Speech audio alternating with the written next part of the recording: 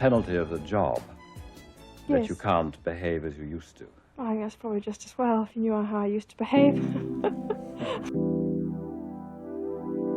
Diana Spencer, Princess of Wales, remains one of the most beloved yet most heartbreaking figures in modern British royal history. Born on July 1st, 1961, she entered the royal family as the first wife of Charles, Prince of Wales, who would later ascend the throne as King Charles III. Her two sons, William and Harry, were both direct heirs to the British throne during her lifetime, forever linking Diana's name to the future of an entire dynasty. Before she became a global icon, however, Diana was simply a young woman raised within the aristocratic Spencer family, growing up on the Sandringham estate, land closely intertwined with the British royal household.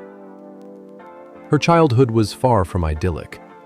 Her parents' divorce in 1967 left deep emotional scars, shaping a Diana who was sensitive, vulnerable, yet profoundly empathetic.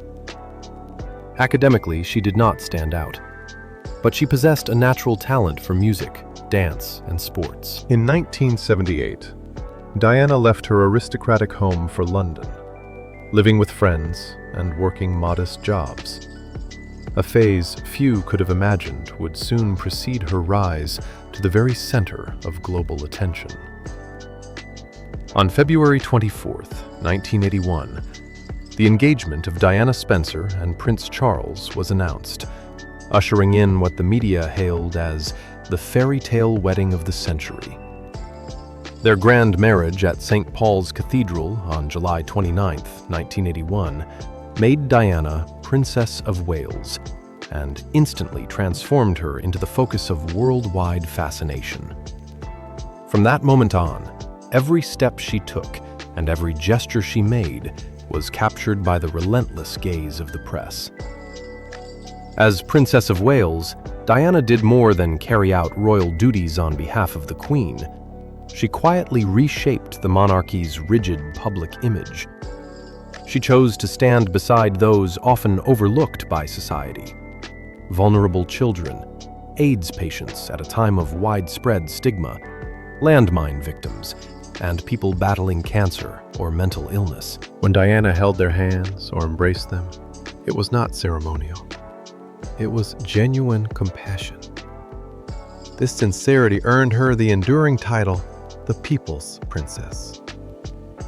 Alongside her humanitarian heart, Diana also became a fashion icon and one of the most photographed women of the 1980s and 1990s, embodying elegance without distance, grace without cold formality.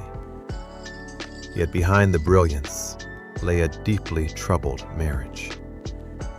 After years of public scrutiny and irreparable fractures, Diana and Charles officially divorced on August 28, 1996, bringing their 15-year union to an end. She stepped away from royal life into a new identity, freer, yet more alone. Just 1 year later, on August 31, 1997, the world was stunned by the news of Diana's death in a car crash in the Alma Tunnel in Paris. Her sudden passing plunged millions into mourning, transforming her into an eternal symbol of compassion and sorrow. At her funeral, her close friend, Elton John, performed Candle in the Wind, 1997, a farewell to a woman who lived within the royal family, yet forever belonged to the hearts of the people. Before the name Diana became a global brand, she was simply Lady Diana Spencer, a shy young woman with a cropped haircut, working as a nursery school assistant at the Young England kindergarten. The world saw her in modest knitted sweaters and demure midi skirts, an image so gentle and unassuming that she earned the nickname Shy Di. But everything changed forever on July 29, 1981, the day she stepped into St. Paul's Cathedral to take part in what the world would later call the Big Bang of royal romance. Let's talk about that dress, an ultimate symbol of 1980s extravagance. Designed by David and Elizabeth Emanuel, the ivory silk taffeta wedding gown was more than clothing. It was a work of fashion architecture. With its dramatically puffed sleeves, intricate lace panels, and over 10,000 hand-sewn pearls, the gown redefined what opulence meant for an era. Yet the true star was its record-breaking train, an astonishing 25 feet over 7.5 meters long. As Diana stepped from the glass carriage, the cascade of silk was so vast that observers joked it needed its own passport to navigate the palace corridors. In that suspended moment, the world seemed to hold its breath. Overnight, lace sales surged worldwide. Bridal designers rushed to replicate the silhouette, and Diana did more than marry a future king. She was crowned the Queen of Dreams. From that instant on, every step she took and every smile she offered became a focal point for the entire world. Behind the radiant newspaper photographs and glittering evening galas, Diana's life was never the pink-hued fairy tale many imagined. When the camera flashes faded, she was left to confront a harsher reality. The emotional coldness of archaic rituals and the profound loneliness within her own marriage. Buckingham Palace, for all its grandeur, slowly became a suffocating glass cage, a place where every breath she took and every gesture she made was scrutinized under the microscope of rigid royal rules. She was not allowed to be herself. She had to wear what was chosen for her, smile on command, and remain silent as the fractures around her quietly deepened. Yet within that confinement, a spark of resistance began to glow. Diana realized that if her voice was destined to be drowned out by sterile press statements, then she would let her clothes speak for her. This was the defining turning point, a transformation from a compliant pawn into an active player. She began to shed the safe pastel dresses designed to blend into the royal backdrop. She grew weary of the heavy ceremonial hats and dress codes frozen in a bygone century. Diana understood that fashion was never just about appearance. It was a political instrument, a shield for the soul, and a way to declare to the world, I am here, I have feelings, and I will not be easily subdued. This awakening did more than change her wardrobe. It reshaped the way she faced life itself. Every public appearance became a deliberate statement, a sharp, eloquent message sent straight to the cold, unyielding walls of the palace. When Diana chose to step out of the shadow of the monarchy, she didn't merely change her wardrobe. She launched a revolution. It begins with the most electrifying moment in fashion history, the revenge dress. On that unforgettable night in 1994, when Prince Charles publicly admitted his infidelity on national television, Diana did not retreat into the palace to grieve. Instead, she emerged from her car in a daring, off-the-shoulder black dress by Christina Stambolian. It was short, it was figure-hugging, and it shattered every royal rule. This was not just a dress. It was a declaration. I am free. I am radiant. And I am living better than ever. But Diana's brilliance went far beyond that single moment. She was a master at transforming centuries-old royal jewels into bold, modern statements. Jewelry. Consider how she wore a multi-million-pound emerald choker, a gift from the Queen, not around her neck, but across her forehead like a headband during a visit to Australia. Or take the legendary 12-carat blue sapphire engagement ring. Originally priced at £28,000, today, weighted with immeasurable history, it is valued at over £300,000, and now graces the hand of Catherine, Princess of Wales. Accessories. Diana had the rare power to elevate brands into legends. Dior's chouchou handbag was so closely associated with her that the French fashion house officially renamed it Lady Dior in her honor. Today, the bag sells for anywhere between $4,000 and $20,000. Yet the cultural legacy Diana attached to it is priceless. Lifestyle and cars. While other royals remained shielded behind the darkened windows of limousines, Diana chose to drive herself in a black Ford Escort RS Turbo hatchback. It may have looked ordinary, but beneath its modest exterior lay raw power and absolute independence.